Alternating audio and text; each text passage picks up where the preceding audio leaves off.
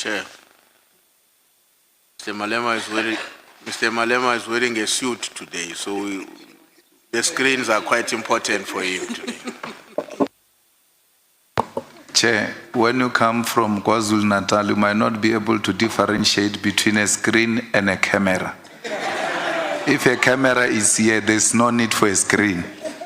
But for the purpose of proceedings, you need a screen. Thanks.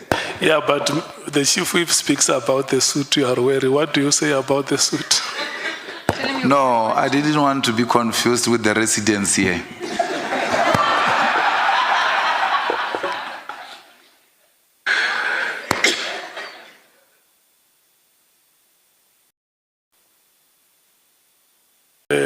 Lieutenant Timpani, what are your full names? Thank you, Chair. I am Lieutenant General Puleng Patricia Dimpani. Puleng Patricia Dimpani. Yes, Chair. Are you fine, honorable members? Honorable Malim, Honorable Ngola, may we proceed? Thank you so much. Let me make those statements that I wanted to make before oath is administered. That you have been invited before this ad hoc committee, which is investigating allegations that were made by Police Commissioner in the KwaZulu-Natal Province, Lieutenant General Nhlanhla Mkhwanazi, on that day of 6 July 2025. The purpose is for you to assist the committee in its oversight work. You will be expected to give a testimony here. The allegations include, among others, unlawful disbandment of the Political Killings Task Team, the PKTT, or NPKTT, the alleged moratorium on the filling of vacancies within the South African Police Services, the SAPS, an alleged corrupt relationship between senior leadership within the SAPS and members of the public, as well as political interference in the work of the SAPS.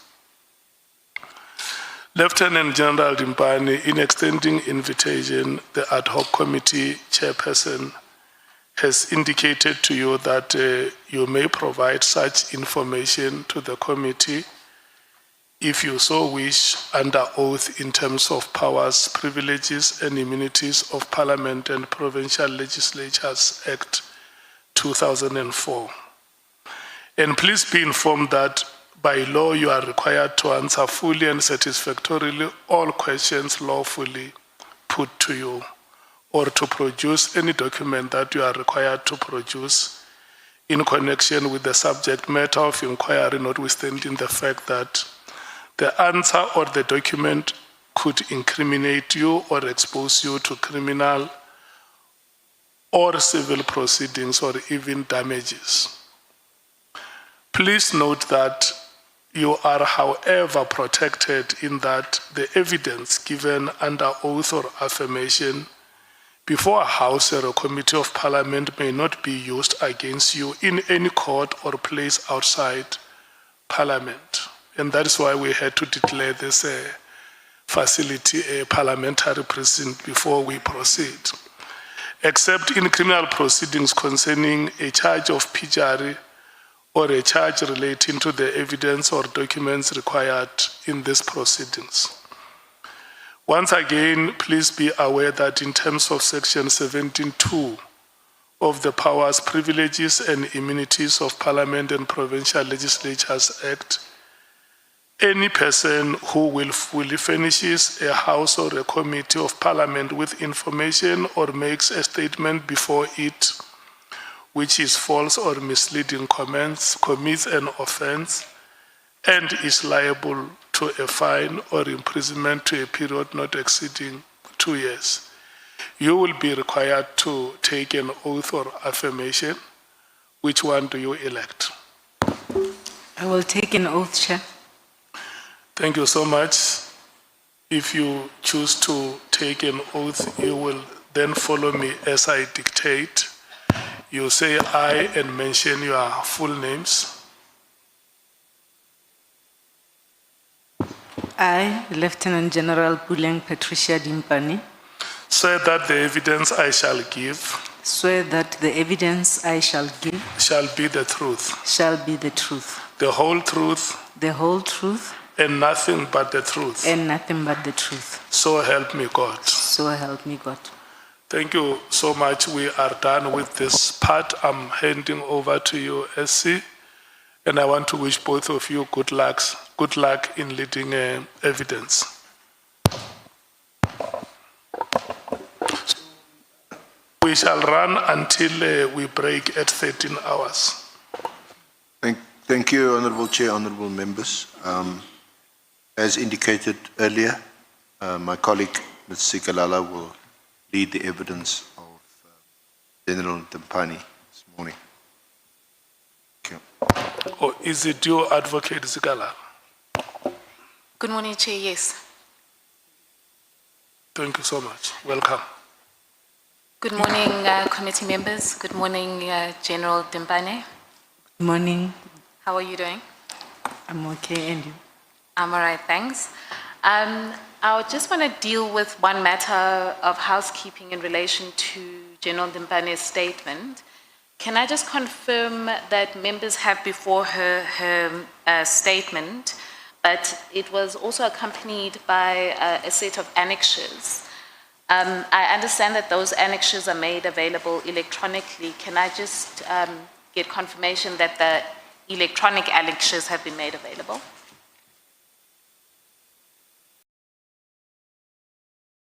Okay. General Dimpane, I see that you have brought some people with you from the SAPS. Could you introduce them to the committee? Thank you, Chair. I do have Major General Ramoren Natswai from our legal department in SAPS. Next to her is Major General Matlo. She's the Chief Risk Officer in SAPS. Then I have Brigadier Fansel. He works in my office and responsible for budget management in my office. Then I have Warrant Officer Lekau, who is assisting me with driving as well as protection duties for the CFO. Thank you. General Dimpane, maybe as a way of kicking off, you stated paragraph 7 of your statement that you joined the SAPS in 2007 as a lateral hire. Can you talk us through your background and how you got to be the Chief Executive Officer?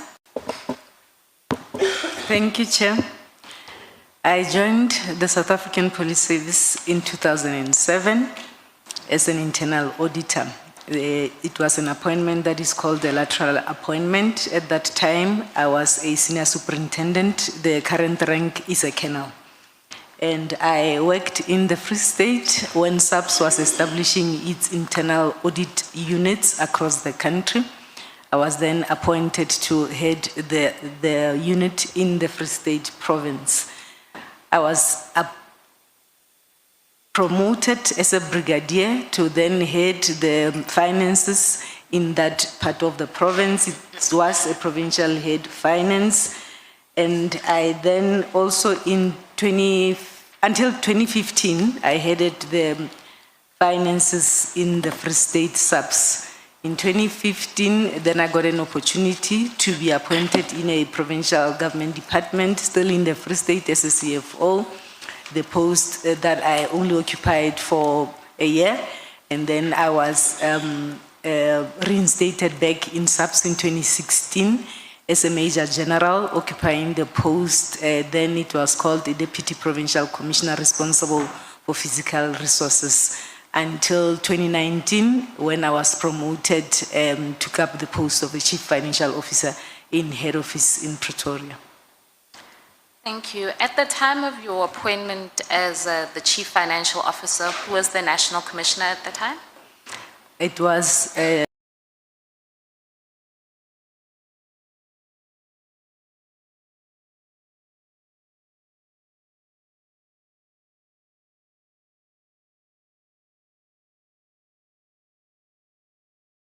take us through what is the relationship between you as the CFO and that of the National Commissioner? The National Commissioner is the accounting officer of SAPS. He's the DG. He's the head of this department.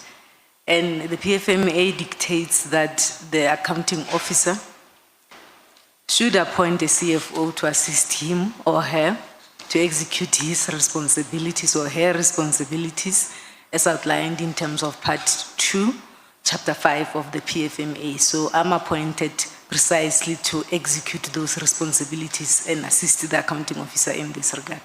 So I report directly to the accounting officer as the chief financial officer. Okay. So the National Commissioner is the accounting officer in terms of the PFMA, and you are there to be able to support the role of the National Commissioner. Can you, it's already outlined in your statement, can you take us through the various things that you are responsible for as then the Chief Financial Officer reporting to the National Commissioner? Thank you, Chair. As indicated, I'm appointed and assigned responsibilities to assist the accounting officer in terms of those responsibilities that are outlined on Chapter 5 of the PFMA, Part 2. My responsibilities include budget management. I oversee the budget of the entire SAPS, expenditure management for the entire organization across the country, bookkeeping as well as reporting the financial statements are my responsibility. I also coordinate the audit issues that will include the Auditor General activities for the department. I'm also responsible for compensation services. This is managing the issues such as salaries, debtors, allowances for the entire organization. I'm also responsible for internal control as well as issues that talks to governance. I participate in the audit committee. I also chair the combined assurance. I worked very closely with the internal auditors, including the Office of the Chief Risk Officers. All the governance structures I am responsible for or oversee because to assist the accounting officer in terms of the duties that are outlined in Chapter 5. Okay. So just taking you now to paragraph 8 of your statement, do you want to just maybe, if you want to read it into the record, you wanted to clarify really what is your role with regards to the approval of expenditure and so on? You can read it from the record or you can explain. Yes. While I oversee financial operations, it is crucial to understand that my role does not extend to operational decisions. Operational decisions are taken by the relevant program managers that are responsible for operations and ultimately with the National Commissioner. I am not responsible for contract awards, or I do not have any direct involvement in supply chain management prior to the recent changes in terms of the structural changes. My function is to confirm that funds are available and to ensure that there is compliance to financial prescripts. I do not approve expenditures in the sense of initiating specific projects, task teams. Instead, I make recommendations as well as ensure and confirm financial viability. The only approvals I make relates to the activities that are within my division. My division is called Financial Management Services. So as I understand what you're saying from paragraph 8 is that you are responsible for at least the definition of financial management services. Yes. But in relation to things such as contract awards or what operational decisions are taken, those operational decisions sit elsewhere, is that correct? Yes. Historically, the division supply chain management was not integrated into the CFO's office. This is a separate division that is managed by Lieutenant General Fani, who is currently the divisional commissioner, and he reports directly to the National Commissioner. However, I wish to state that since May 2025, a new organizational structure has been approved, and this organizational structure then amends the reporting lines of the division supply chain management to be reporting directly to the CFO. However, this new organizational structure is yet to be implemented. This is pending processes that are unfolding gradually within the relevant restructuring committees. the implementation is ongoing and gradual. Therefore, for most of the period under discussion, supply chain management was a distinct function and it remained so pending the integration. My current performance agreement that I have signed with the National Commissioner as I report to him reflects my duties relating only to financial management services, not supply chain. Yes. And if the committee had the benefit last week of hearing from Lieutenant General Fani in relation to issues of supply chain management, and also had the benefit of being able to see the organizational structure. And he also confirmed in his evidence that he reports directly in relation to supply chain issues to the National Commissioner, and you report directly in relation to finance matters to the National Commissioner. Correct. So, how your evidence before the committee has been structured is that you deal with essentially three themes. You deal with the approval and budget allocations in relation to the PKTT, which is the next topic that we're going to discuss. The second topic is you deal with your interactions with the minister, in particular Minister Mkhunu. And then the third topic, you deal with the point at which your department interacted with the health risk management contract. Correct.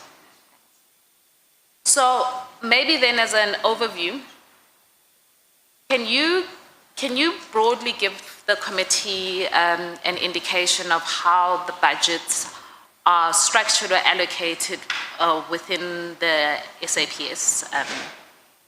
Thank you, Chair. The budget as well as resource allocation follows a program structure.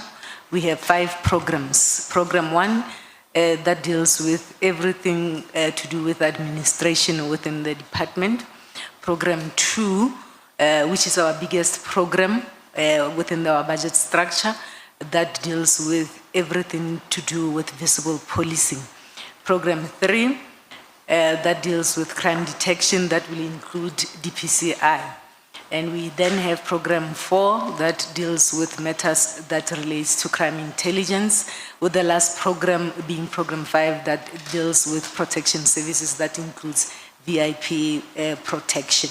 So these are the 5 main budget programs. They do have sub-programs within them.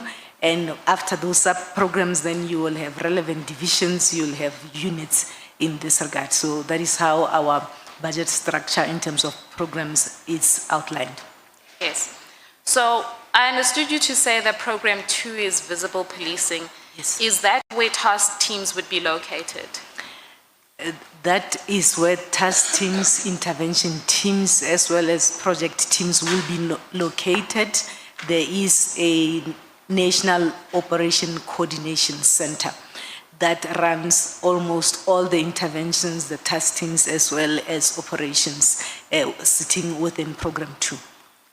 So when you're trying to then allocate a budget in relation to task teams, or maybe we can take one step back, what is the manner in which you allocate to task teams as opposed to various units and other things that you have within the SAPS?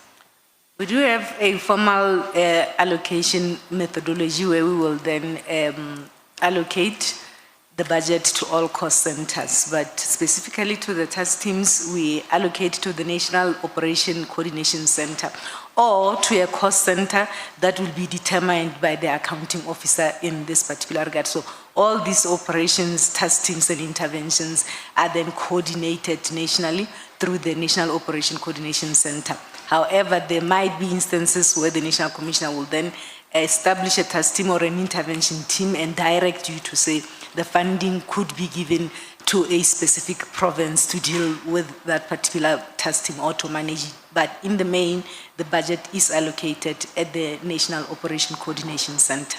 Okay.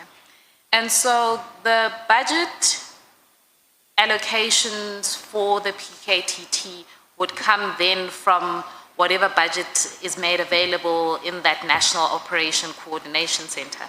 It will be clearly indicated There are various task teams, various operations as well as interventions that will be allocated. I have heard the latest to say it is 11 of such interventions.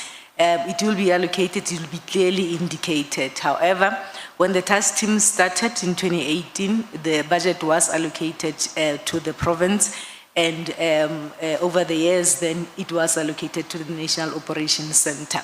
So can I just confirm, when you're talking about 2018, are you talking now about the PKTT? Yes. So that's the 2018-2019 budget period? 18-19 budget, yes, at inception.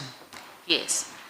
And so that initial budget was drawn, as you say, from provincial? It was allocated nationally. It's a special allocation. It's not part and parcel of the baseline allocation of the province. It will be a special allocation. We would then establish a project code on the system to be able to track the expenditure as well as to be able to can predict the allocations linked to that particular task team. Okay. So how many task teams do you have in the SAPS at the moment?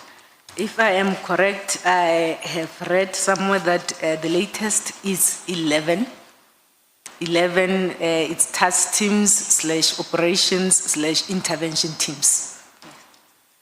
And in your witness statement, to focus more sharply on the issue of the PKTT and the budget and how it's been allocated over the past few years, in your witness statement, you begin to detail how the budget has been allocated. Can I ask you to, maybe for a globular view, can we turn to page 15 of your witness statement? Okay, is it paragraph 15? Page 15, it's table A. Okay.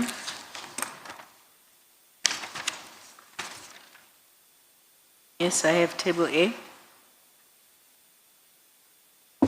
So, can you discuss or explain to the committee what table A is intended to explain? Okay. When I was invited to the committee chair, I was requested to provide expenditure trends for the PKTT since inception. And I was also requested to provide a comparison in terms of the PKTT and other existing task teams or intervention teams. So I have two tables. I will start with table A. This is expenditure items that were recorded for the PKTT for the different financial years since inception. You will note that the first year... Dimbani, let me maybe slow you down a little bit. You say these are expenditure items and these need to be differentiated from the allocations. Yes. So can you just explain what that means? On table A, it only depicts the expenditure items. These are expenses that have been incurred since inception by the PKTT. To this end, 435 million has been spent in this regard. However, you will note that on the annexures that I have provided that supports my statement that I was also requested to provide the budget approvals in this regard. So I do have the budget approvals that I have referred to on my statement. If I am to take you through. Can I just go back to those annexures that are in your statement? Those are those information notes over the particular years? Yes, and allocation letters as well. So those information notes, they depict essentially what is allocated. Yes. But what this table is showing is the actual expenditure that eventually then goes through. Yes, correct. So at the top, the overall figure you have at table A is that to date, there's been 435 million spent on the PKTT. Correct. Can you speak or at least discuss how that has been broken down over the particular years? and Okay. what the various expenditure items are. Okay, as indicated, Table A will then depict expenditure items that were recorded for the PKTT. And I must indicate that these are the direct controllable costs that we utilize as and when we allocate funding to the various intervention teams. These are the figures that we will then utilize. You will note that since 2018-19 up to this year, September, in the last column, that your biggest cost driver in terms of the work of this team would be on the line item called overtime, as well as travel and subsistence, in the main, the accommodation. The members of the team may not necessarily come from KwaZulu-Natal. It will be members that come from head office and elsewhere, and you need to then accommodate those members and pay the accommodation fees. They do work overtime. That is why you will see those two line items being a little bit on an increased trend. You do have a few items there in terms of their incidental costs, as well as from time to time those that will require to travel, they will then travel. When you look at the last year, 25-26 on overtime, you will note that there is a zero. It does not mean that the team has not performed and claimed overtime.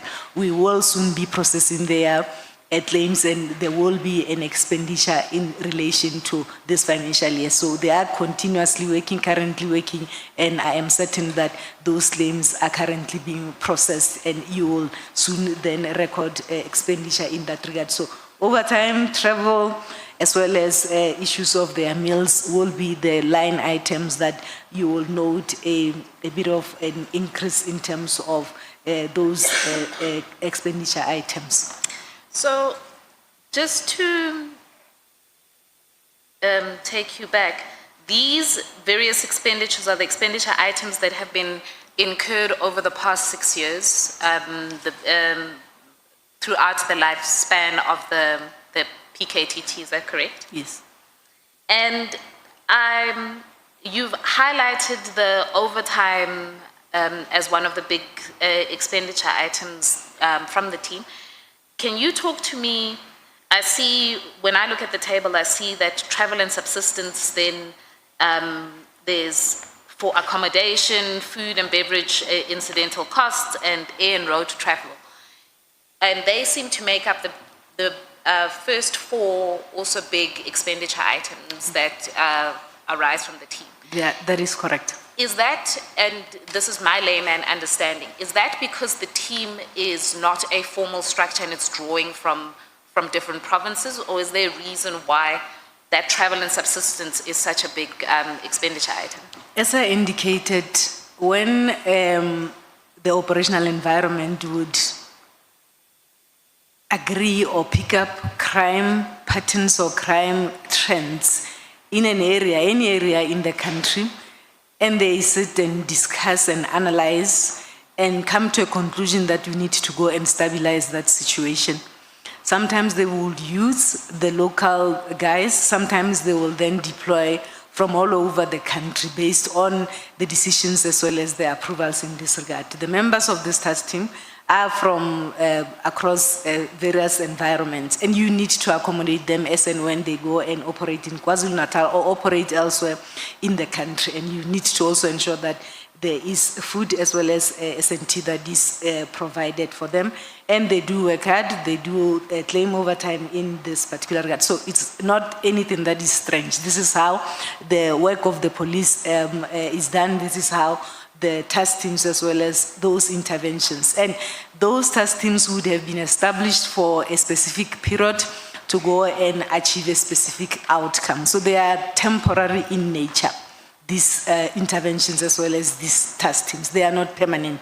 They are established for a specific period, they are established for a specific purpose, and there will be cost estimates that will then be submitted to the National Commissioner, and the submission will come to us to confirm if funding is available. Of course, as the finance team, as myself as the CFO, occasionally there is a need for me to comment or raise concerns in relation to this. You will note that over the years...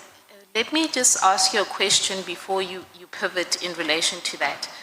What I'm trying to ascertain from you is the expenditure trend that we see here. Is that an expenditure trend that you would see if the team was more permanent rather than it being a task team? Or is it an expenditure trend that is one that is like this because you're dealing with an informal structure where members are coming in and out at various points? If it was a permanent team or permanent unit, let's say for instance, it is established in KwaZulu-Natal, and I'm making an example, then you will not have an expenditure line item that is called accommodation because members will be permanent, they will be staying in their homes. You will not see expenditure items that talks to issues of meals because the members will be permanent at home. Safe to say that perhaps from time to time they will be required to travel elsewhere to another province on investigation, and then you will see those accommodation costs coming up if they are required to travel out of their normal station in this regard. So obviously whether the team is a permanent or a task team is not a decision that's made by finance. It's just in relation to noting this particular expenditure trend. It is not a decision that is made by finance. It is a decision that would be made by the accounting officer, having consulted all the relevant role players in terms of operations. That would be the head of operations, which is the deputy provincial commissioner, operations, and all the relevant role players. If, for instance, a decision is taken to say there is a stubborn crime trend in Western Cape, those decisions will be taken by the relevant operational environments, and the National Commissioner would then approve to say, we are going to intervene, let us go and stabilize that particular. So it is operational decisions. What is required from us is to support such interventions to ensure that the country is safe. May we take Honorable Sangona? Thank you very much, Chair. Good morning, General. Just a quick question for follow-up, for clarity, Chair. Before Advocate Zigala goes off on the expenditures, I just wanted to check with the CFO.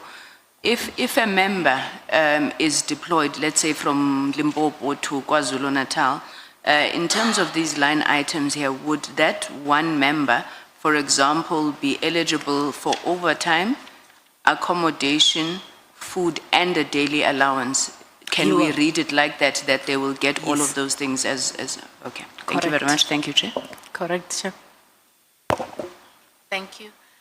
I want to pivot into Table B. Is there anything in relation to Table A that you want to elaborate on or explain?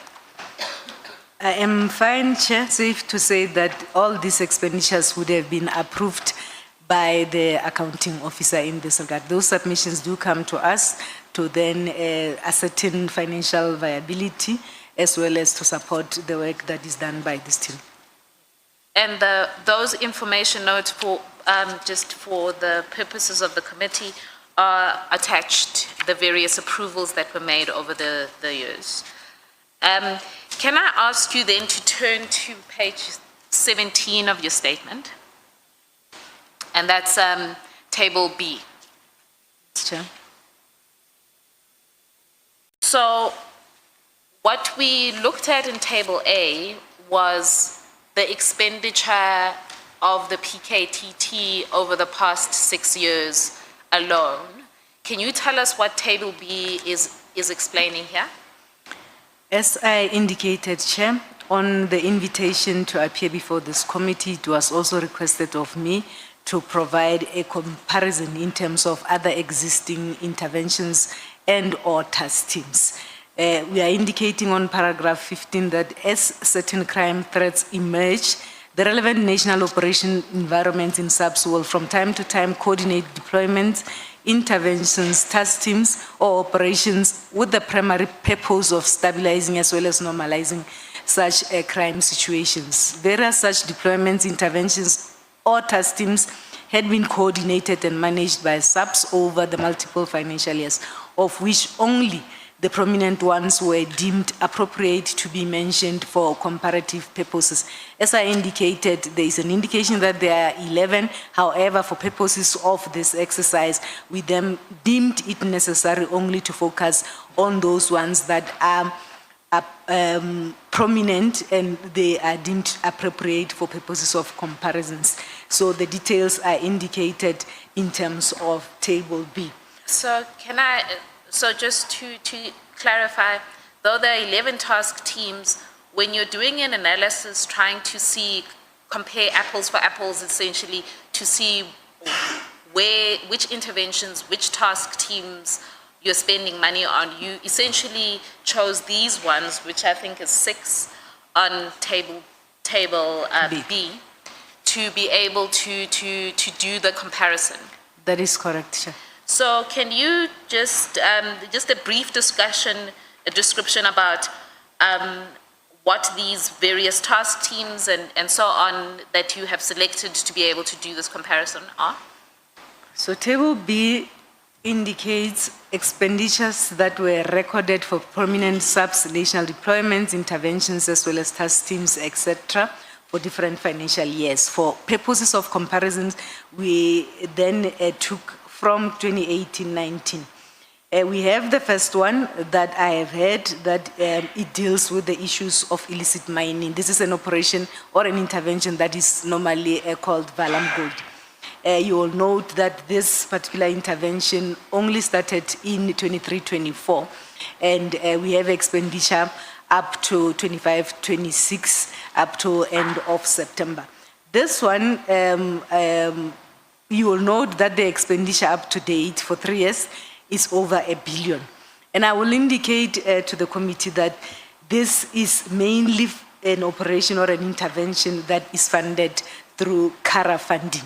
It's funding that does not come from our baseline. We are given an opportunity as the law enforcement agencies to, from time to time, approach the CARA funding committee to then request funding. The CARA committee or the CARA funding is funding that is used to assist departments. This is the criminal assets recovery account. So from time to time, the accounting officer, having assessed the financial or alternative financial sources, would approach the CARA committee. So the illicit mining or the Valam Gold intervention is funded from that particular source, and this source is not part of our baseline.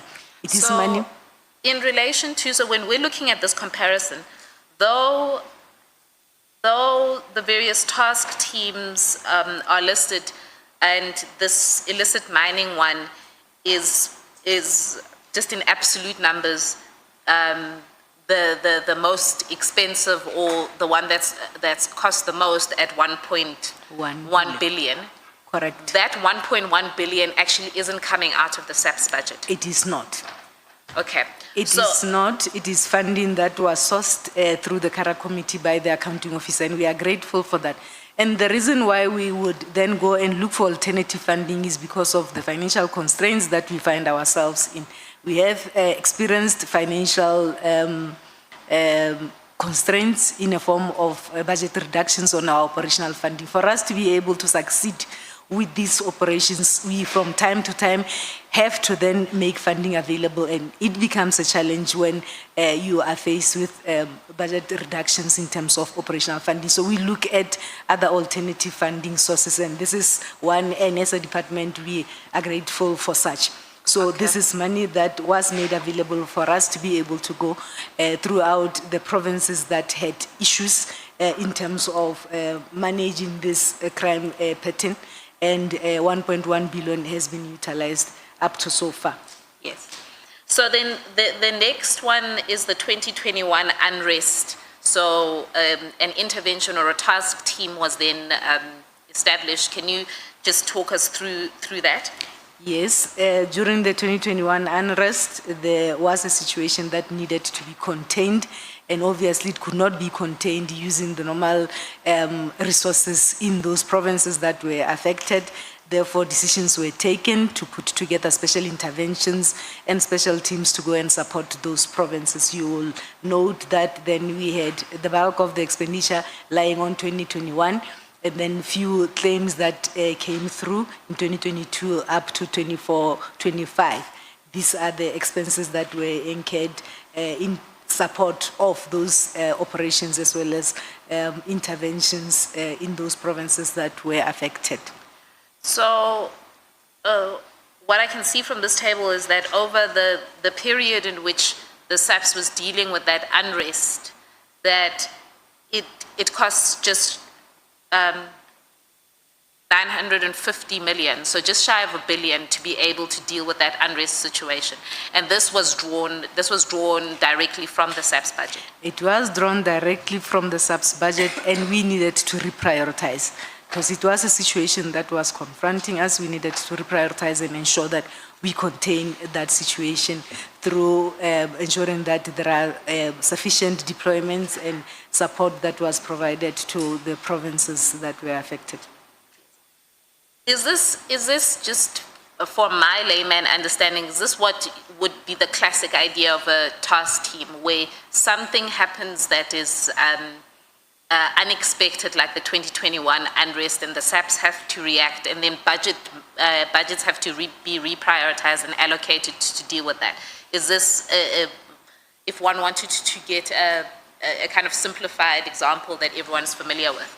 Not necessarily. We deal with different situations. Like I indicated, the operatives will sit and do their crime pattern analysis and identify stubborn areas. There are other stubborn crime patterns that would demand or require from the SAPS leadership to then deal with them in other, applying other methodologies. Then there will be those that are unexpected that you'll have. So we deal with quite a number of situations that from time to time requires special intervention or special attention in this particular regard. You will note that the next one, before I get to the political task team, would be operations in Cape Town. We have been in the Western Cape and investing in terms of resources, additional resources to deal with those issues in this particular regard. So we deal with different situations, different policing problems emerge from time to time. You do have areas that require stabilization. You do have areas that requires additional resources in this regard. Sometimes you then do have those that will take place now. For instance, you look at the March 2023 shutdown. It is a situation that needed to be contained in this regard. You will note that during that March, it was a closure of the books or closure of the financial year, and you then needed to spend or process those payments in March, and in the following year, probably in April, those claims that could not go through then went through in April in the following year. So you do have different type of policing challenges that the police are confronted with from time to time, and those challenges requires different interventions and different plans and strategies.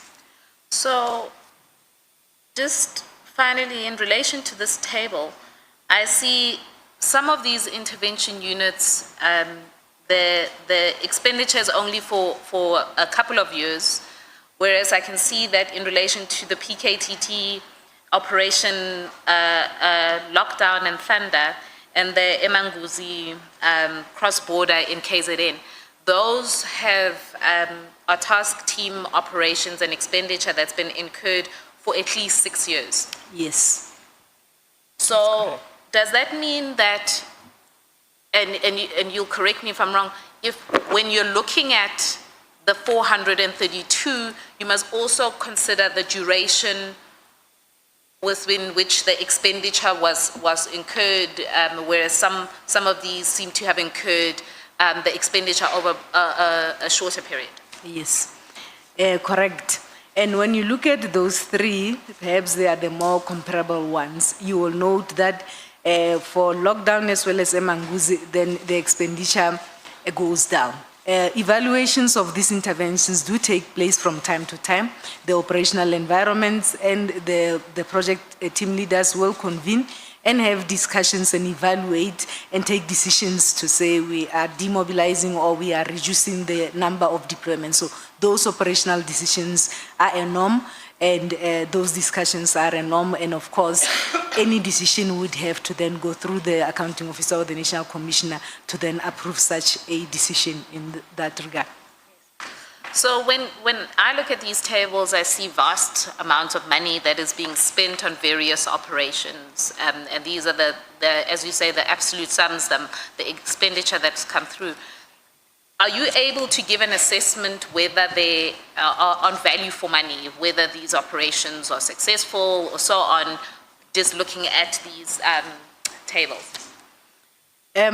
These tables that I've provided to the committee are not necessarily indicating the impact assessment. And these are some of the concerns that we normally raise from a financial point of view with the operational environment to then look at the issues of value for money or impact assessment. Of course, ultimately we are assessed as a country in terms of whether, or as the police in terms of whether the crime stats or crime statistics are going down.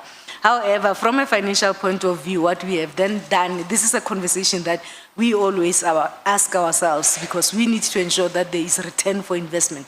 We spend a lot of money on these interventions and we need to ensure that there is indeed return for investment. So in 2024, myself and my team, we then approached the research unit. We do have a research unit in SAPS precisely for this because I would want to know from a finance point of view that is this a correct policy methodology? Is it yielding any impact and is it value for money? So we then wrote to our research department to assist us with this impact study on all these operations and also to advise us because currently we do not have a model that we can utilize to assess value for money of all these operations. So we approached them and there is indication that work has been done on the lockdown as well as Valamgodi operations. That impact assessment has been done. However, the report has not yet been discussed or issued in this regard. It also, the research unit has also indicated that they are in the process of developing this value for money model that we can utilize, but they have cautioned me to say it is not an easy process. It is difficult, it takes into account a number of variables and they have to engage with a number of stakeholders. However, if they are successful before the end of this financial year, they will be presenting us with that model that we can utilize and be able to take decisions and assess that indeed there was value for money and there was return on investment in terms of all these interventions that we have done. So it is a conversation that we have had, myself and the team, as well as the research team, because we need then to advise the organization in this regard. So we look forward to the outcome of that assessment from our research environment, and it will assist us in this regard to ensure that there is efficiency in terms of the work that we do and the resources that we make available. So, what we've managed to look at is to be able to look at the PKTT's budget expenditure as a whole over its lifespan. And we've been able to look at the PKTT as a task team vis-a-vis or as against other interventions and task teams and how those expenditure trends have been done in order to be able to have a comparison. Correct. So the one thing, and just to take you back in your witness statement, you then outline the various discussions you've had with the National Commissioner in relation to budget and expenditure for the PKTT in particular, because that's the team we're talking about.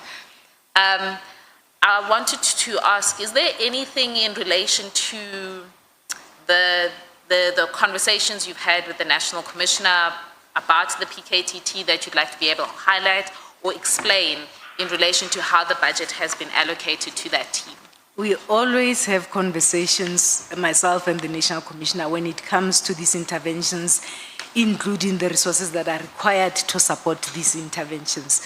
When it comes to the PKTT, the request for funding would come to us and we will have those conversations. When it comes to the PKTT, I have had conversations with the National Commissioner to say, my understanding is that a task team is established for a specific period for a specific reason and then it is withdrawn. But with the PKTT, we have noted that it is clearly dealing with something that is permanent. So for us, from a budgeting point of view, it becomes challenging when you receive applications almost every 3 months for 5 years. So you are unable to budget properly, you are unable to project properly. It may be necessary that perhaps this becomes a permanent structure to deal with the permanent problem that seemingly exists that they are dealing with. So we have had those conversations. It was my understanding that this particular team was established to deal with the problems in KwaZulu-Natal. I've even made suggestions to say, let us task OD, the OD is our organizational development, to put together a permanent structure, and we give this structure to General Mkhwanazi in KwaZulu-Natal to deal with this permanent problem, because for 5 years we can continue like this from a budgeting point of view. Now, if it is a permanent structure, then you are able to resource it properly, you are able to budget and plan for it properly so that then you support the team to be able to do its job. So we have had those conversations in this particular regard, myself and the National Commission. And the National Commissioner, then during those conversations, obviously, from an operational point of view, knowing that the work of this PKTT has been, the scope has increased, they are no longer only operating in KwaZulu-Natal. Of course, he has got no obligation to explain that to me. He said, perhaps then it should not be local. If it is a permanent structure, it should not be localized in KwaZulu-Natal, and that structure perhaps could be in head office. So those are the conversations that we have. So if it is a national structure, then it will be able to serve all the provinces should there be any political issues that are picked up in other provinces. So for me, from a budgeting point of view, it is an issue that I have raised. However, I raised it in the view that then this team clearly is dealing with something permanent. Let's make it permanent so that then there is proper budgeting, there is proper resource allocation, and there is proper accountability in this regard when it is a permanent team. So I have had those conversations. So as I understand your evidence, and you'll correct me, the difficulty with dealing with a team that is not a permanent structure is that it's not formally budgeted for, and that the applications come in every 3 months or sporadically or ad hoc in a way where you can't necessarily anticipate when the applications for further budget allocations would be made.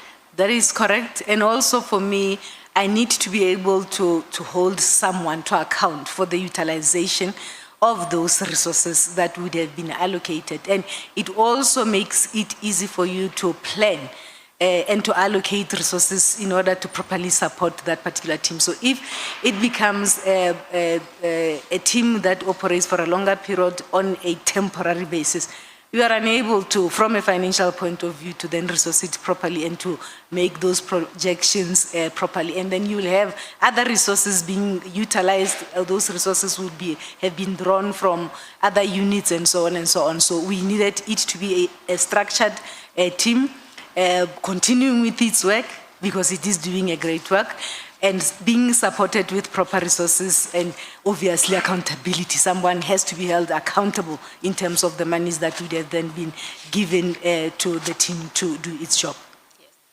So this is a conversation, or these are conversations, they are outlined in the various sub-paragraphs of paragraph 13. I don't think we necessarily have to go there. With regards to how you resource this team and whether it should be made a permanent structure or not. But ultimately, that's not a decision for you to make, is it? It is not. And that's a decision which lies where? With the accounting officer. Yes.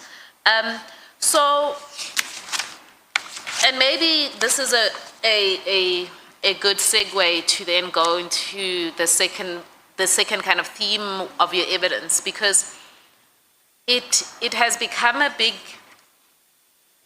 part of the evidence that has been presented before this committee, that one of the reasons for disbandment of the team that was given by Minister Mchunu was that he had various budget issues in mind. So I don't want you to address that now. I just want you to address, and maybe let's start at paragraph 17 of your statement on page 18.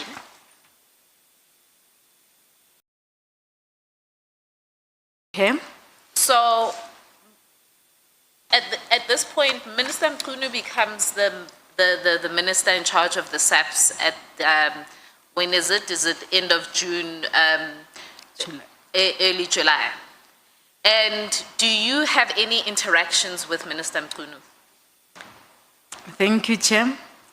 Like any other executive authority that will then be appointed to head the vote police, vote 28, Minister Mchunu became the executive authority for SAPS after the elections in the 7th administration. As part of the executive management of SAPS, we were requested to then embark on meetings to assist with the orientation of the new minister together with his team. And these meetings, or the orientation meetings, would have been arranged by ministry through the Office of the National Commissioner. And we will be invited from various environments to ensure that then we present certain reports that would have been required. During the minister's orientation, I was requested by the National Commissioner to make reports and presentations on the overall budget framework as well as the department's budget. I have to date, I can confirm that I have made 5 of such presentation. The first presentation or report that I made in terms of those various meetings, these meetings would have been arranged and authorized by the National Commissioner, and in the main, the National Commissioner together with other executive management would have been present. The first meeting was on the 12th of July, where we had a presentation that we made. We called it an introductory briefing to the minister. I made that presentation to orientate the minister in terms of the budget of SAPS. The second meeting was on the 31st of July, 2024, where I made a presentation that spoke to financial matters pertaining to the police. The third meeting was on the follow-up meeting was on the 14th of August. This was a follow-up of a meeting that had taken place on 31 July because there would have been questions and other issues that the minister would have raised. So we then conducted the follow-up meeting on the 14th of August. There were issues, concerns raised on issues of civil claims and other cost pressures. And then the next follow-up meeting, this is now following up the meeting that took place on the 14th of August, was a meeting that was held on the 12th of September 2024, where there were other instructions or expectations, issues such as the financial pressures. The minister wanted to know the split between head office as well as provinces, issues of capacitation of crime intelligence and other important environments. The last meeting that I've had with the minister, authorized by the National Commissioner, was on the 6th of June 2025, where we are then taking the minister through the apportioning of the 2025 budget in this regard. And I can confirm. So just to take one step back. So the minister, when he gave his evidence, he explained that there was pretty much like a 6-month orientation session that was taking place within the SAPS starting from July when he took over as the executive authority. Yes. And what you are explaining is that during that orientation session, at various points you were asked to make presentations to the SAP, to the minister, and you have attached in your witness statement the various presentations that you made to the minister in relation to various financial and budgetary issues relevant to the SAPs. Correct. So just over paragraph 19, can you read that and then just explain what your evidence is from there? Yes.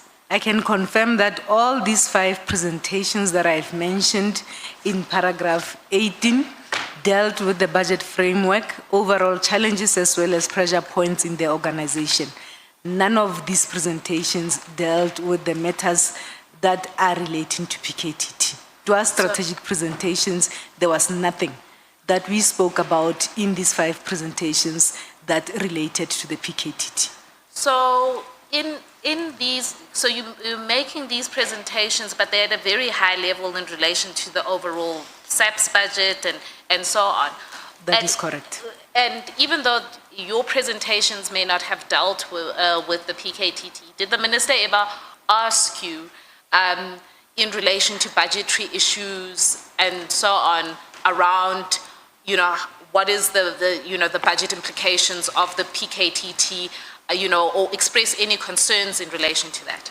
I have never spoken to the minister about the PKTT budget. All discussions concerning the allocation of funds to the PKTT are solely between myself and the National Commissioner as the accounting officer. The typical process, as I had indicated, is that the project leader would then apply for an extension of funding as well and submit this request. The submission will then go through various levels of approval, eventually ending up with the National Commissioner. I usually have these conversations with the National Commissioner during this process. We regularly discuss matters with all teams, including matters that pertains to intervention task teams as well as the PKTT. These are routine conversations between myself and the National Commissioner. My role then is to confirm whether there is funding. If there is no funding, we then have a conversation with the National Commissioner in terms of determining priorities or reprioritizing to ensure that we support this. These are the conversations that I have only with the National Commissioner. So these are conversations, as you say, that you have with the National Commissioner as the accounting officer in relation to how you allocate the budget. And that there were never conversations that were either that you had with the minister or that were ever raised with the minister in relation to how you're allocating the budget, how these task teams are essentially impacting the overall SAPS budget framework. The presentation for 2025 in terms of the apportioning of the allocation, it spoke to the apportioning of the allocation to all cost centers, but it did not touch on anything that relates to the PKTT. Okay. So, can you confirm, how did you learn about the disbandment? I had gone on leave from the 17th of December last year. That leave ended on the 10th of January 2025. So on the 2nd of January, while I was on leave, I learned of the disbandment. I think I saw something on one of the news outlets. That's how I learned about it. I was on leave. And General Timpane, Advocate Zikalala, may we please take Honorable Ngola. Thank you very much, Chair. Just a follow-up, Chair, on the Minister being briefed about the budget arrangements of the PKTT. And it's very important, Chair, because the Minister bases strongly, amongst other reasons, that budgeting or financial costs of the PKTT were becoming too much. So has the Minister or the National Commissioner solicited any cost analysis of the PKTT from you? No. No, Chair. Have you ever been made to account on the cost effectiveness of the PKTT in the SAPS top management meeting? No, Chair. Thank you very much, Chair. May proceed. Honorable Matthews. Also, just a follow-up or a question of clarity. There were 11, or there's 11 task teams. So did the minister also inquire about any of the other 10 at all, like specifically on how much was spent? From me as a CFO, I have never. In those 5 presentations to him, there was no questions from him or his team? These were strategic presentations, Chair. I have never been requested to come and present in terms of the operations to the minister. For any of them? Okay, thank you. No, Chair. Thank you, Chair. Thank you so much. You may proceed. Thank you.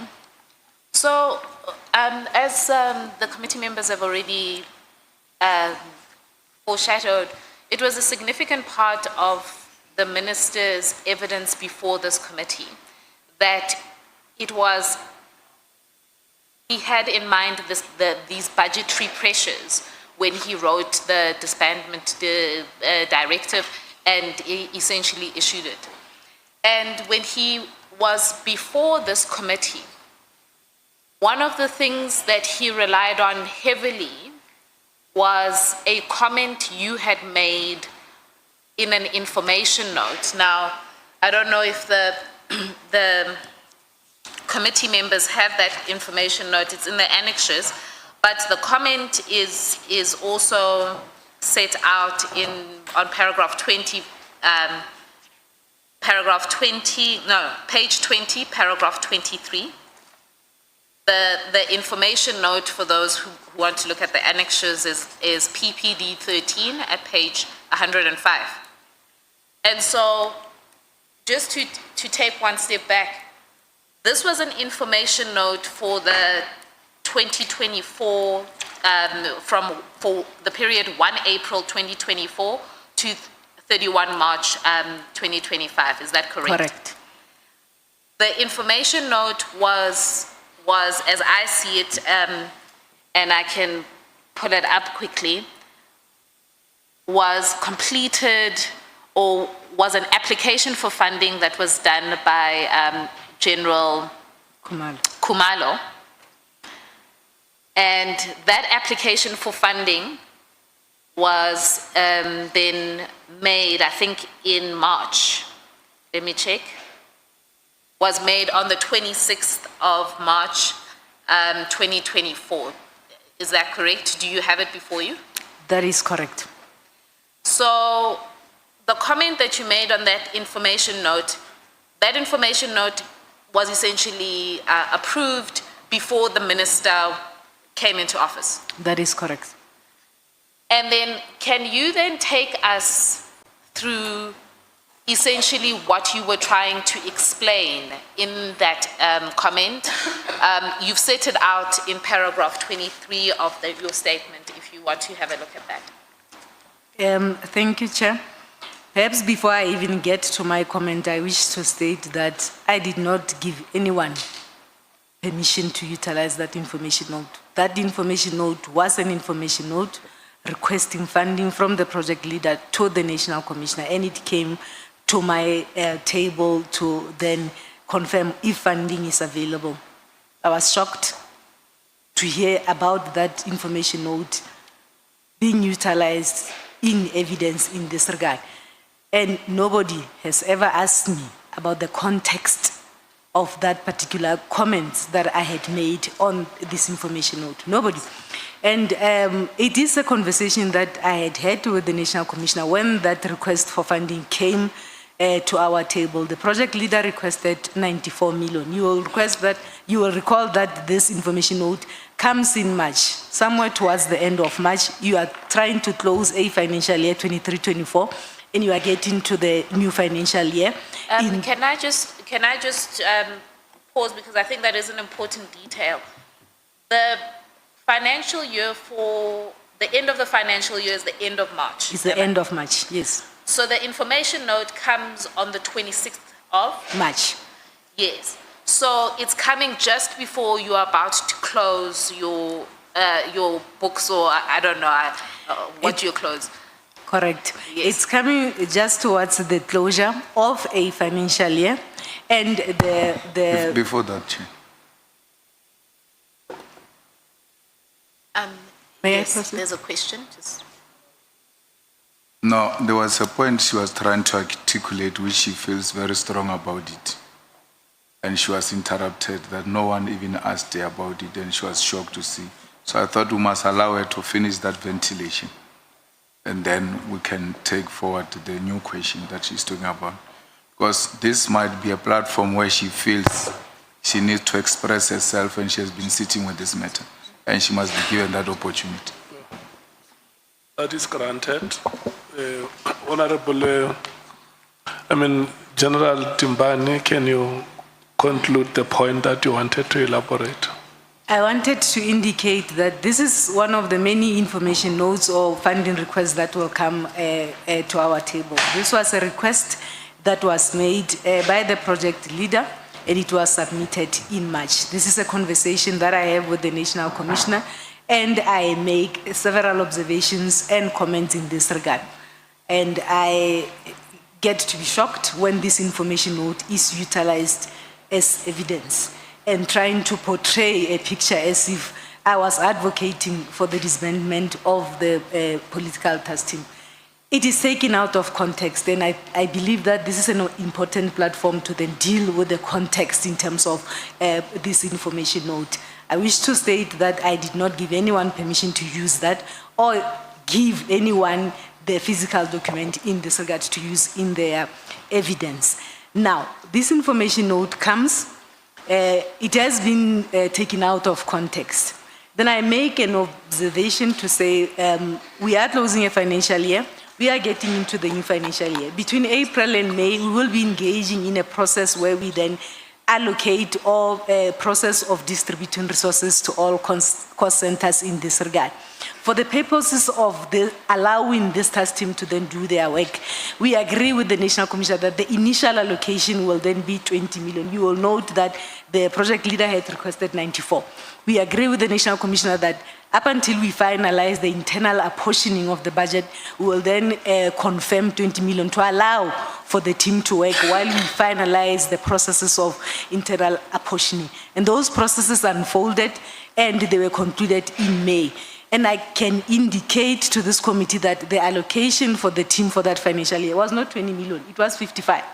The 20 million was an initial allocation as agreed with the National Commissioner, and subsequently we then concluded the internal apportioning and decisions were taken, and additional funding was given to the team, and the total allocation for that year was 55 million.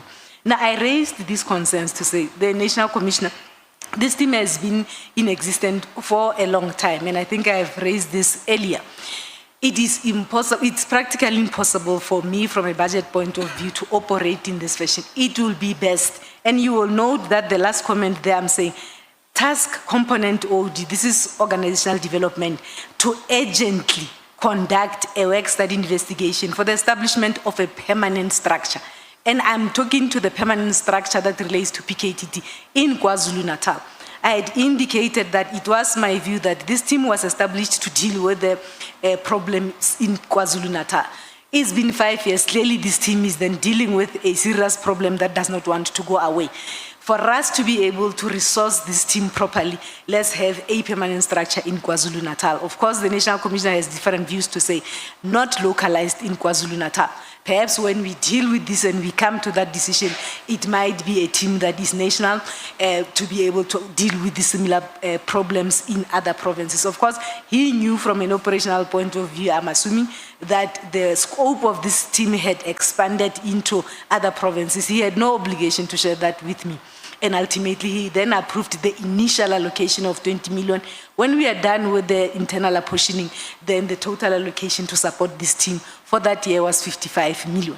So the document has been out there, being discussed out of context, and nobody has ever reached out to me to say, what exactly did you mean by these comments? So I thought I would use this opportunity to then clear the air and clarify this. The allocation for that year was then 55 million with a total spending of 57.5 million at the end of that financial year.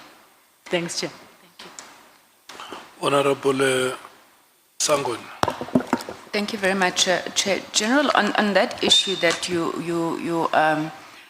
well, you've well articulated the context, but I can tell that you are quite upset with your comment having been used as evidence.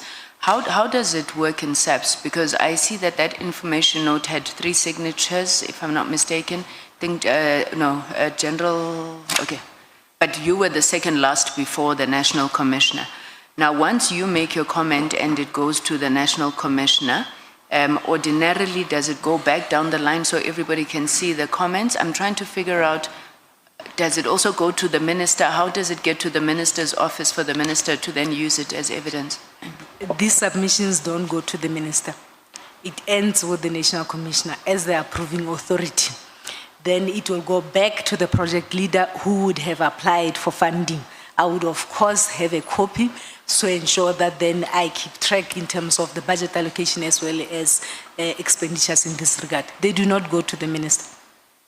Sorry, Chair, it's just, so in your view, how, and I know that maybe I'm putting you on the spot here, but when the minister brings this document, I mean, it's an operational discussion between, yourselves as the officials who are signing it off. If you had to hazard, how do you think the minister even knows what you said? Because you said you never discussed this with him. He shouldn't, maybe asked that he shouldn't even know that you had written this comment, am I correct? I am not saying he shouldn't know. I am not certain where he got hold of the document.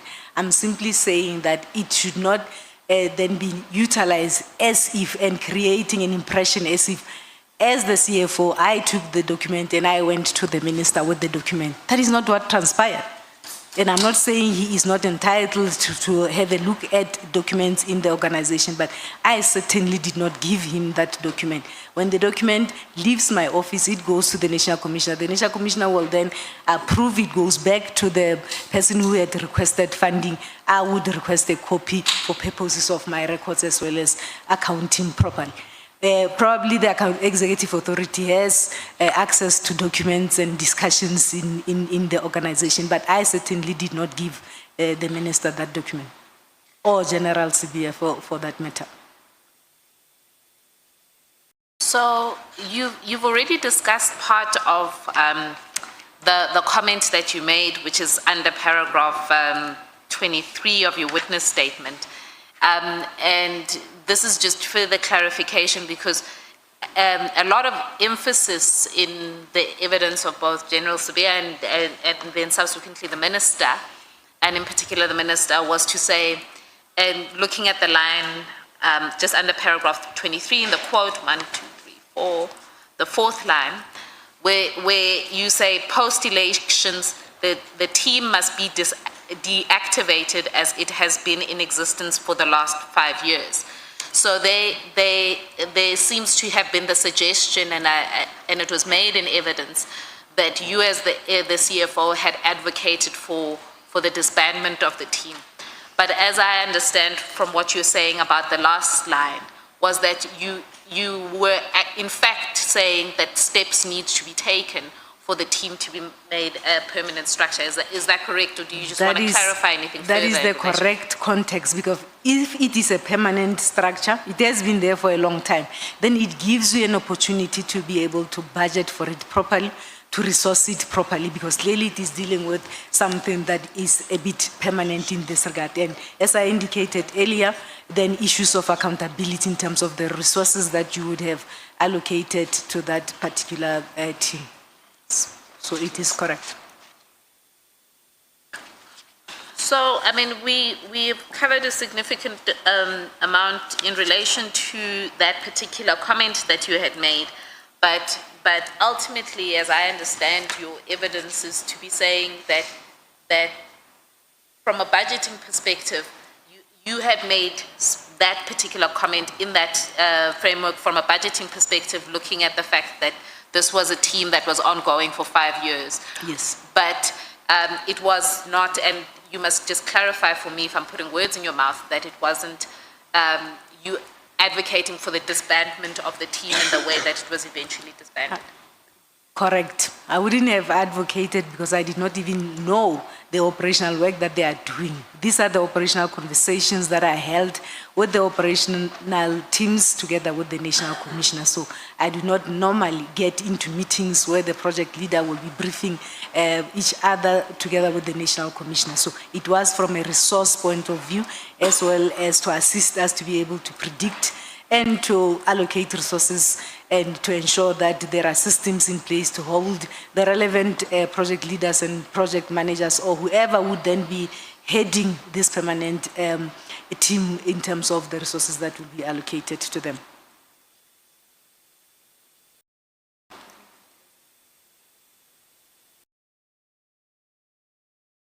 If you can just give me a minute, I just wanted to confer with this.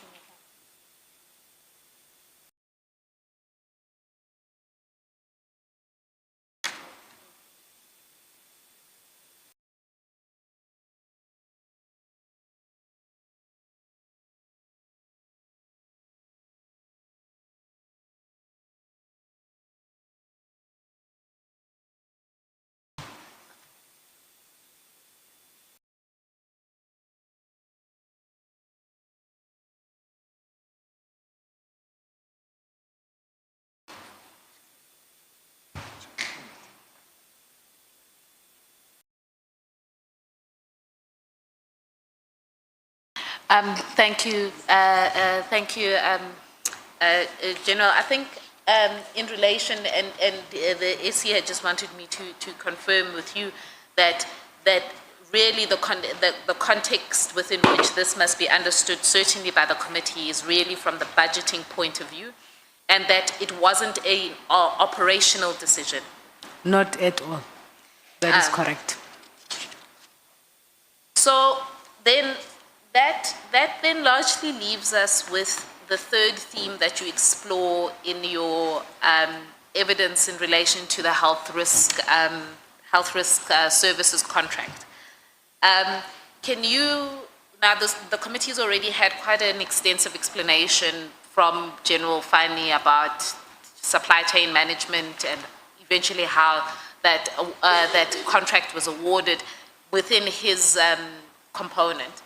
But can you then explain to the committee how you begin to intersect with this health risk contract that was awarded to Mr. Matlala's company?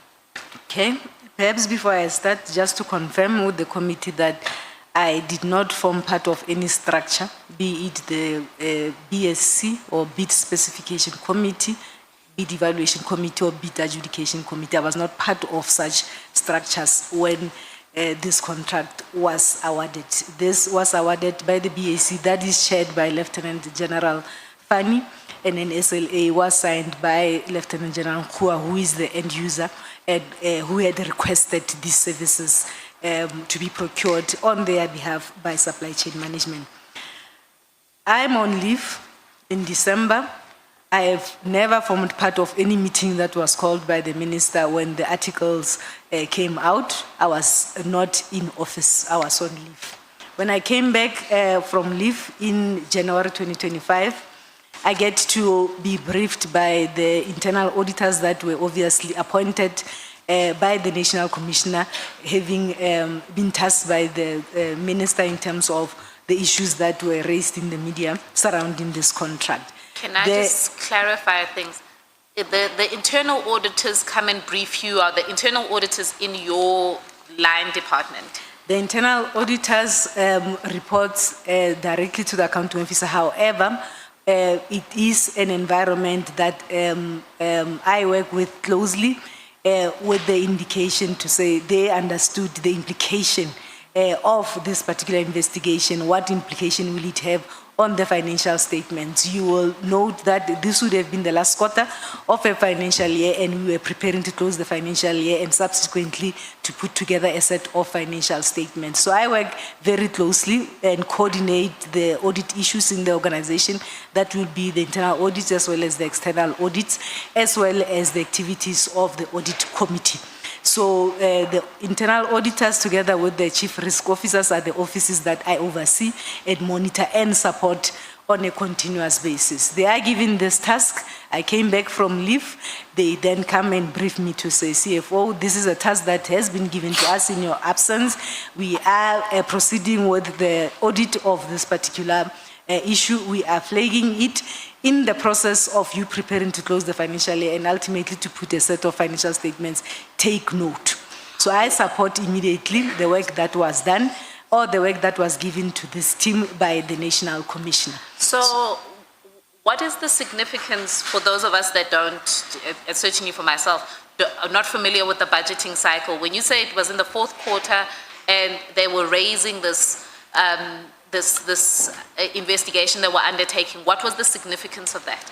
The significance was that by end of March, we will be closing the financial year.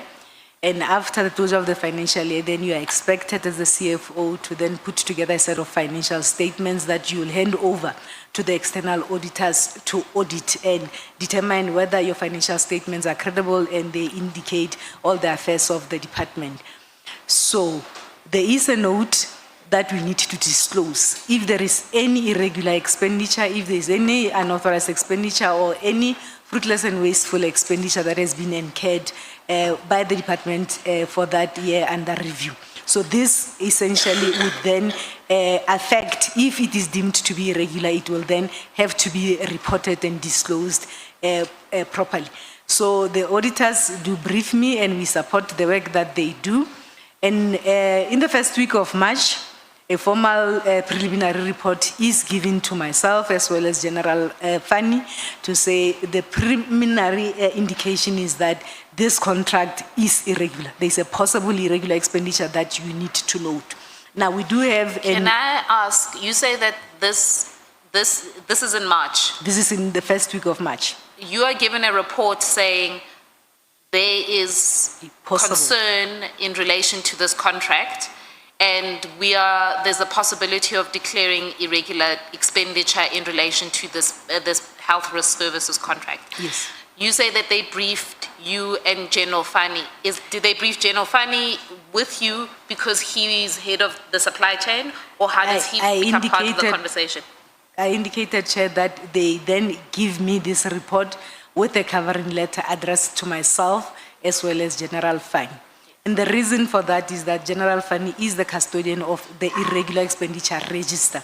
So immediately, an assurance provider, be it the internal auditors or external auditors, flags a transaction as a possible irregular expenditure, you are obliged to then report it and record it on the irregular expenditure as such. And in terms of the National Treasury Framework on irregular expenditure, you must then immediately ensure that you appoint somebody to then conduct a determination test to determine and come to a conclusion and confirm that either this indeed that has been flagged by the auditors is not correct or it is correct.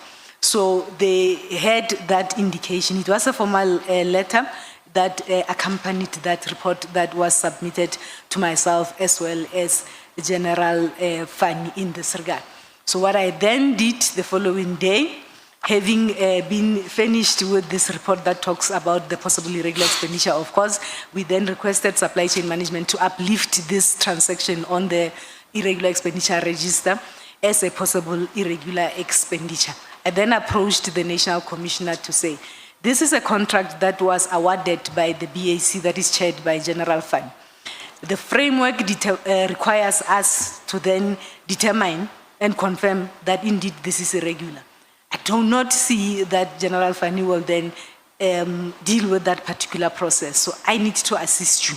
Let us appoint somebody immediately to ensure that we are within the timelines as required by the framework to do this determination test.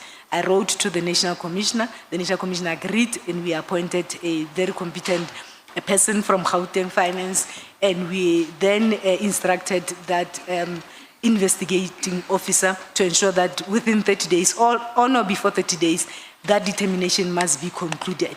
Where I am sitting, in the next 30 days, it will then be April.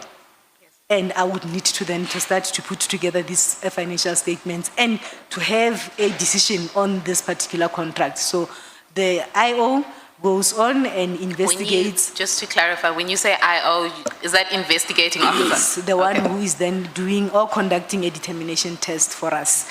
They go on, they complete the report, and somewhere in May, they bring back the report, and it is confirmed that this contract is irregular. What does that mean? It means it was awarded in contravention with various supply chain prescripts. It was awarded by the BAC.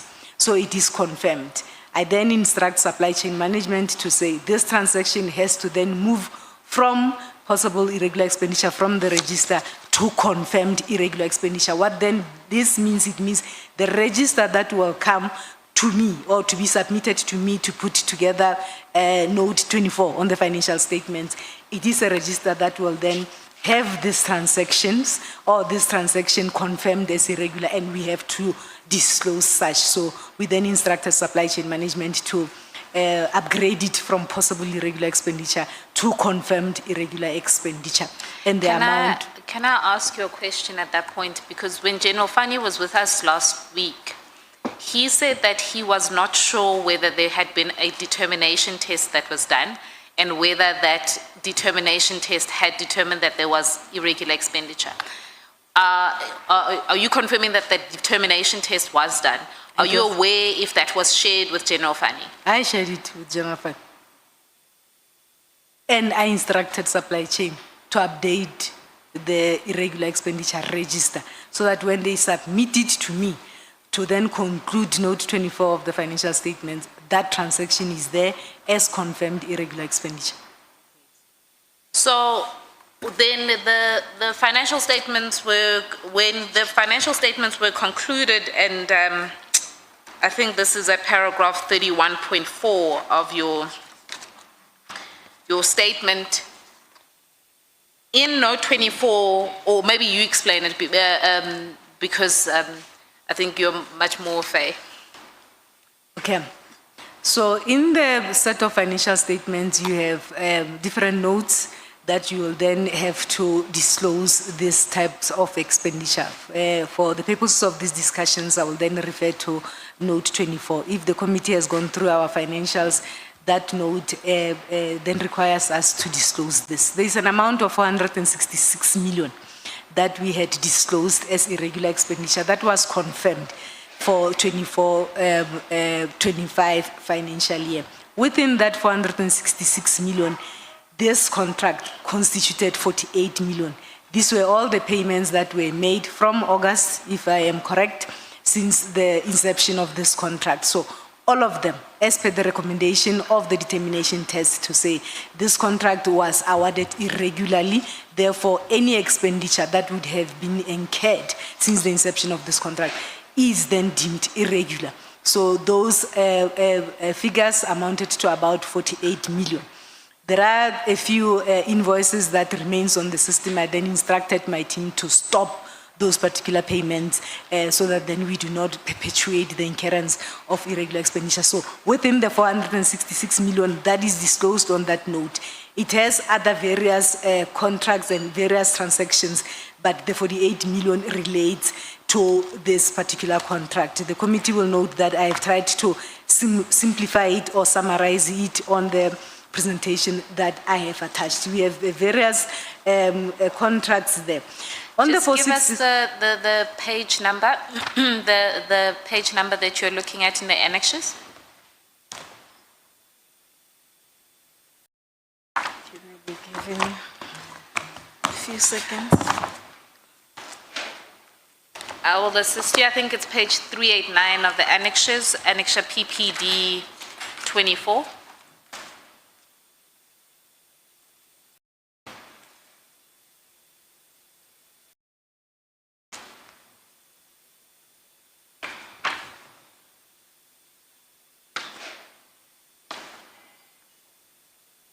Yes, Chair. It starts from 386 with a cover page there. So I tried to unpack the 650 that the Auditor General had flagged on our annual report. That 650 million consists of the 466 that was incurred in 2024, and there are other amounts of transactions that were investigated, that had taken place prior to 24-25, that were then confirmed in the financial year 24-25. That is why the amount is 650 that was discussed with the portfolio committee from the AGSA. Then the next subsequent slides are then unpacking what is lying on this particular amount. You'll see that there's a number of contracts there. Majority of them would have been contracts that would have been awarded and they were deemed irregular. They would have been awarded by the BAC or at supply chain management headquarters, and then you do have other transactions that are on quotation basis that would have been incurred by various cost centers in provinces. You will note that a procurement takes place from a police station to a district, to a province, to head office. So the auditors, when they audit everywhere. They will then select provinces and stations where they will go and audit these procurement processes, and from time to time, they will highlight these particular non-compliances all over. But when you look at this, the bulk of this irregular expenditure that was disclosed in 24-25 is in relation to bids. This will be tenders that were awarded, and provinces do not deal with tenders. Tenders are only dealt with at head office supply chain management. So within all this, this one that talks to Medicare constituted 48 million. These were invoices that, or payments that were made prior to the cancellation of this contract, of which the cancellation took place in May. Yes. I just wanted to correct, I think I heard you say 28 million, I've got 48 million. It's 48 million. So out of the overall 460 that's disclosed in note 24, 48 million of it. Relates to this contract. Yes. Yes. And what I understood you to also be saying is that of the bulk of the irregular expenditure that sits in the SAPs relates a lot to issues of bids and tenders. Yes. And those are issues that come mainly out of head office in relation to the supply chain management department. That is correct. And we are, could you then discuss what steps now have been taken? Because we know an internal audit has been done and was completed in April. And in your evidence, you now explain that what you've also had to do was declare the irregular expenditure, and that was done with the financials of the last financial year. Can you take us through what further steps have now been done in relation to this contract to be able to get to some accountability? Okay. So we then disclose this as irregular prior to the submission of the financial statement, and I get further briefings from the internal audit team. And we were of the view that, when it comes to irregular expenditure in subs, there seems to be lack of accountability, and the consequence management is not real. You have irregular expenditure taking place all over, managers appointing people to do disciplinary investigations, and the disciplinary investigations, when they come out, the outcome is that a person must receive a written warning, a person must receive corrective counseling. So these, according to me, are not real consequence management, because they do not deter this behavior. That is according to me. You have people who are doing procurement and breaking the rules of procurement. The question is this deliberate? Are people breaking procurement rules deliberately to commit fraud? So this is a problem. This is a culture in subs where irregular expenditure, you will find that there's no seriousness and accountability on it. So having an experience of some of these transactions where investigations were done and the outcome had said nothing must happen to a person, or a person must get a written warning, and so on and so on. We as myself as the CFO and other structures such as the audit committee, the internal auditors, the risk management, this is a concern, because if we do not deal with irregular expenditure decisively and ensure that there is real consequence management, we will never be able to resolve this. People will continue. We do not know whether they deliberately break these procurement rules with the intention of committing fraud. Then myself and the Chief Risk Officer, we approached the National Commissioner. We said, National Commissioner, this particular contract has caused a lot of harm for the department. There is reputational damage. The department is in disrepute. Yes, we have disclosed the 48 million as irregular, but we can't go on in this particular fashion. So we will need to get to the bottom of this in terms of identify where were the lapses and who was responsible for this, because the damage is too much. We then advise the National Commissioner to say, avoiding the risk of appointing somebody to then do an investigation and come back and tell us that somebody must get a written warning. Let's rather pursue this forensic audit investigation. So we advise the National Commissioner, because this matter, it's an embarrassment. We are tired of management or senior management not dealing with irregular expenditure the way it's supposed to be dealt with. So we approached him from a risk management point of view to say, we will appoint somebody to do an internal investigation, and then the report comes out and it says somebody must get a written warning on a damage like this and an embarrassment like this. So it is rather safer that we then channel our energy and all the reports that are on the table, that we support this forensic investigation. This forensic investigation is dealt with by experienced people who will be able to unearth this maladministration that has happened here and give us the real people who must be held accountable with the possibility of recovering of monies in this particular regard. And the National Commissioner supported us in that regard. That forensic investigation is in the reporting phase and is being concluded, and we are looking forward to the outcome of that report so that then we can implement real consequence management and serve as an example or as a deterrence so that then we are seen to be serious in terms of these particular issues, because it starts small, breaking the rules in terms of quotations, and then it grows. And if you are not going to deal with this as a department decisively or ensure that we implement real consequence management, then we are going to have a problem.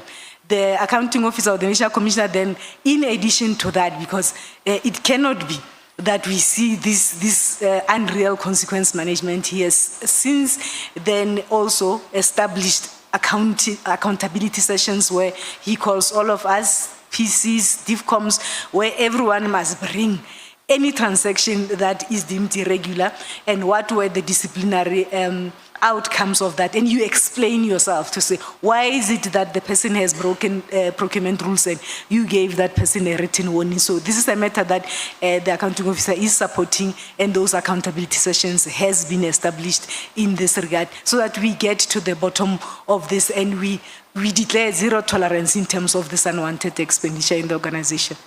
Thank you. Chair, I think now is the lunch adjournment. Can I just indicate for purposes of the committee that I possibly only have another 5 minutes with this witness, and I'm in your hands with whether you want me to complete it now or to complete it after lunch. You need how many minutes? 5. To conclude. I just want to invite the witness to conclude. Yeah, no, that should be granted. Honorable Malem. I think she must be granted that 5 minutes. Yeah. No, we agree. Thank you. General Dimbani, you've taken us through, so I have 2 quick questions. The first is, we've had 2 witnesses, or 1 witness. The National Commissioner has referred to this forensic report. General Fani has referred to the fact that this forensic report. Could I ask you, would you be willing to make an undertaking that once that forensic report is made available, that it was also shared with the committee in order to be able to inform the committee of what exactly went wrong with regards to the health risk tender? Certainly, with the approval of the accounting officer, that report could be made available to the committee. When do you anticipate that this forensic investigation will be concluded? It has been indicated that next month, which is December. I believe before Christmas that report will be here. Yes, so in the next 2 or 3 weeks, that forensic report investigation will be concluded. General Dimbani, is there then anything that you want to be able to highlight? As I've indicated, I'm in a position where I feel we've covered your evidence, but is there anything else before I hand you over to the committee? Yes, perhaps I did not conclude on the issues of irregular expenditure. I touched on the 466 million, I touched on the 650.